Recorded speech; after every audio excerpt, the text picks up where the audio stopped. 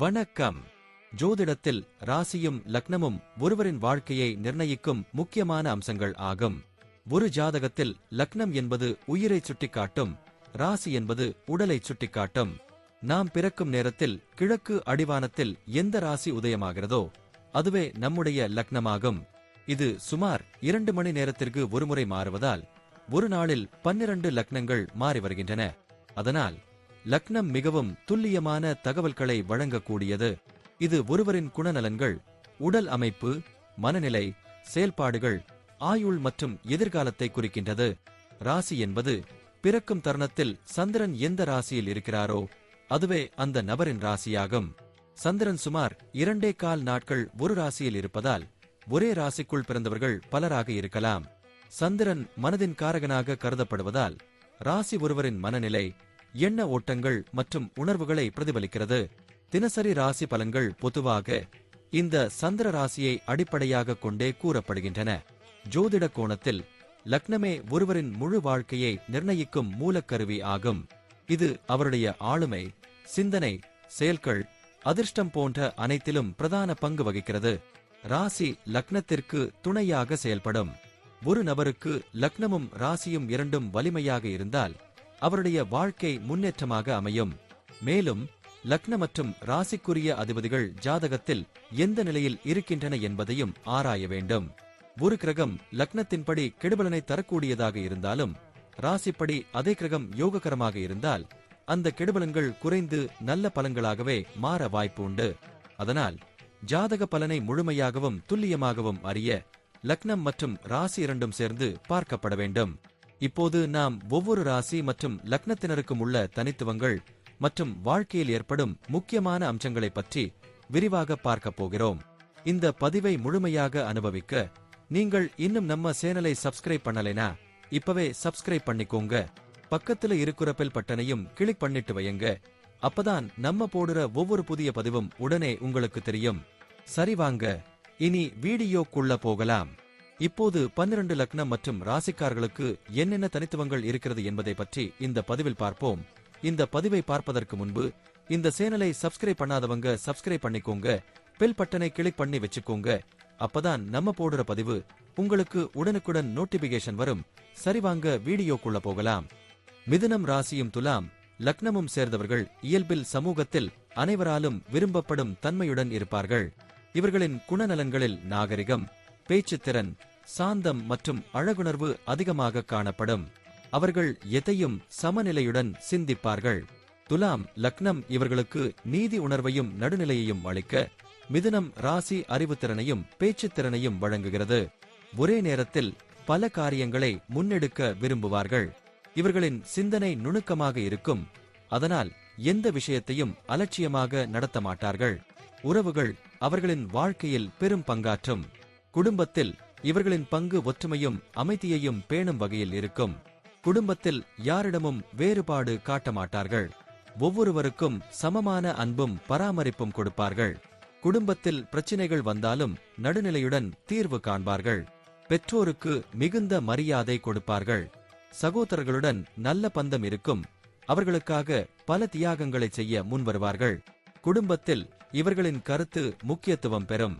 சமநிலையுடன் பேசும் இவர்களின் இயல்பு காரணமாக அனைவரும் இவர்களை நம்புவர். குடும்ப மகிழ்ச்சி இவர்களுக்கு வாழ்க்கை முழுதும் பெரும் பலமாக இருக்கும். திருமண வாழ்க்கையில் இவர்களுக்கு அதிக புரிதலும் அன்பும் கொண்ட துணைவர் கிடைப்பார். துணைவருடன் நல்ல உரையாடலும் மனநிலை ஒற்றுமையும் இருக்கும். எதையும் சாந்தமாக பேசி தீர்க்கும் குணம் இருப்பதால் உறவில் நீண்ட கால அமைதி நிலவும். தம்பதியரிடையே ஒருவருக்கொருவர் மரியாதை அதிகம் இருக்கும். சில நேரங்களில் அதிக சிந்தனை காரணமாக சிறு கருத்து வேறுபாடுகள் தோன்றினாலும் அவை விரைவில் சரியாகிவிடும். குடும்ப வாழ்க்கையில் அழகு, நாகரிகம் மற்றும் சமநிலை நிறைந்திருக்கும். குழந்தைகளின் வளர்ச்சிக்கும் துணைவரின் முன்னேற்றத்திற்கும் அதிக அக்கறை காட்டுவார்கள். வணிகத்தில் இவர்களுக்கு நல்ல அதிர்ஷ்டம் உண்டு. தொடர்புகள் மூலம் அதிக முன்னேற்றம் அடைவார்கள். வணிகத்தில் கூட்டுத் தொழிலில் ஈடுபட்டாலும் பிரச்சினை வராது. ஏனெனில் சமநிலையுடன் செயல்படுவார்கள். வாடிக்கையாளர்களின் மனதை கவரும் தன்மை இவர்களுக்கு உண்டு. கலை, அழகு சாதன பொருட்கள், உடைத்துறை, சட்டம், இசை, ஊடகம், கல்வி போன்ற துறைகளில் வணிகம் செய்வதற்கு மிகுந்த சாதகமான நிலையுண்டு. வணிகத்தில் பிரச்சினைகள் வந்தாலும் பேச்சுத் திறனால் அதை தீர்த்துக் கொள்வார்கள். லாபமும் இழப்பும் சமநிலையுடன் இருக்கும். வெற்றிக்காக அதிக பொறுமையும் முயற்சியும் தேவைப்படும். வேலை வாழ்க்கையில் இவர்களின் சமூக திறமை பெரும் பலமாக அமையும். சக ஊழியர்களுடனும் மேலதிகாரிகளுடனும் நல்ல உறவை பேணுவார்கள். இவர்களின் பணியாற்றும் விதம் கவர்ச்சிகரமாக இருக்கும். கலைத்துறைகள், சட்டம், வணிக ஆலோசனை, அரசாங்க வேலை, ஊடகம், கல்வி போன்ற துறைகளில் சிறந்த முன்னேற்றம் காண்பார்கள். அவர்கள் சாந்தமாகவும் நாகரிகமாகவும் செயல்படுவதால் மேலதிகாரிகள் விரைவில் கவனிப்பார்கள். வேலை இடத்தில் பிரச்சினைகள் வந்தாலும் பேச்சுத் திறனால் அதை கையாளுவார்கள். போட்டியாளர்களை கூட நண்பர்களாக மாற்றும் தன்மை இவர்களுக்கு உண்டு. மெதுவாக ஆனால் நிலையான முன்னேற்றம் இவர்களுக்கு உறுதி. நிதியில் இவர்களுக்கு மிதமான அதிர்ஷ்டம் இருக்கும். ஒரே நேரத்தில் அதிகம் சம்பாதிக்க இயலாது. ஆனால் சாந்தமாகவும் திட்டமிட்டும் வளர்ச்சி அடைவார்கள். தேவையில்லாத செலவுகளை தவிர்ப்பதில் சற்று சிரமம் இருக்கும். ஏனெனில் அழகு, ஆடை, வசதிகள் ஆகியவற்றில் விருப்பம் அதிகம். ஆனால் சேமிப்பை முறையாகச் செய்வார்கள்.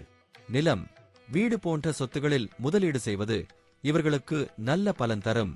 வணிகம் மூலம் அல்லது கூட்டுத் தொழில்கள் மூலம் நல்ல வருவாய் கிடைக்கும். திடீர் நிதிச் சிரமங்கள் வந்தாலும் அதிலிருந்து விரைவில் மீண்டு வருவார்கள். குடும்ப நலனுக்காக பணத்தை திறம்பட செலவழிப்பார்கள். உடல் நலத்தில் இவர்களுக்கு பொதுவாக நல்ல நிலை காணப்படும். ஆனால் சில நேரங்களில் மன அழுத்தம், சோர்வு, சுவாச பிரச்சினைகள், நரம்பு தொடர்பான சிக்கல்கள் வரலாம். ஆரோக்கியமாக இருக்க இயற்கை முறைகள், யோகா, தியானம் ஆகியவற்றை மேற்கொள்வது இவர்களுக்கு சிறந்த பலன் தரும்.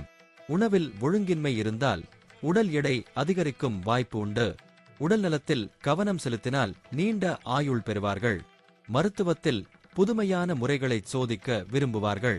சிறிய உடல் பிரச்சினைகளையும் கவனிக்காமல் விடமாட்டார்கள். தங்களது உடல் நலம் மட்டுமின்றி குடும்பத்தினரின் ஆரோக்கியத்தையும் பாதுகாக்க ஆர்வமாக இருப்பார்கள். பிள்ளைகள் இவர்களின் வாழ்க்கையில் மகிழ்ச்சியும் பெருமையும் தருவார்கள். பிள்ளைகள் கல்வியில் சிறந்து விளங்குவார்கள். இவர்களின் வழிகாட்டுதலை பின்பற்றி ஒழுங்காக வளர்வார்கள்.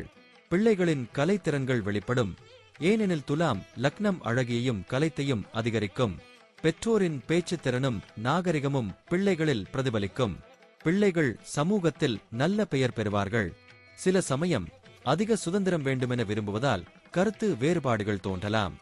ஆனால் அன்பும் புரிதலும் காரணமாக உறவு நிலைத்திருக்கும். பிள்ளைகள் பெற்றோருக்கு பெருமை சேர்ப்பார்கள்.